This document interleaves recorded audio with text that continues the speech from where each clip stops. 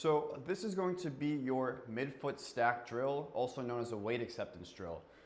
Out of all the exercises we do, this might be the most important. It's really important to teach our body how to be able to shift from side to side, whether we walk or run, any of the sports that we like to do, but it also sets the precedent for other exercises to follow, like split squats, kickstand hinges, but don't worry about that. Let's get into the exercise, and we're gonna go into some great detail. So, when we're doing this exercise, it's really important when we talk about the foot. We want to maintain 4 points of contact. So if my hand is my foot, big toe knuckle, fifth toe knuckle, inside and outside parts of our heel. We all want to feel that at all times. Heel cannot come off the ground.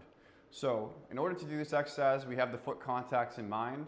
First thing I'm going to do is I'm going to take a regular walking step forward. We want to keep this stance pretty narrow. We don't want to get super wide or anything like that. So again, just a regular walking stance forward. From here, I'm going to have a soft bend in my knee. I'm not squatting down. It's just like my knee is unlocked. Now from here, and for me to check to make sure that I have my weight shifted to my front side, I should be able to pick up this back leg, and it doesn't change how I feel. I'm rock solid on this front side. What you'll notice here when I do this is that my nose and my chest are stacked over the inside part of my front leg and the inside part of my foot. So I'm not onto this backside. I'm shifted over here. This hip, front hip is higher than the bottom hip. Those are all the things that we want to see. So from here, all I'm gonna do is I'm gonna keep my knee unlocked, and I'm just gonna rock my ankle forward. And as we do this, we're gonna feel less pressure through the heel and more pressure through the mid part of our foot, but our heel is still on the ground. We might hold this for a bit, making sure that we feel our full foot a little bit more on the front side, kind of the middle part of your foot, and we rock back. We might hold this for time or just simply reps. From a side profile, this can be quite helpful. I take a walking step forward. I have a soft bend in my knee. I'm not going to lose any height through my spine.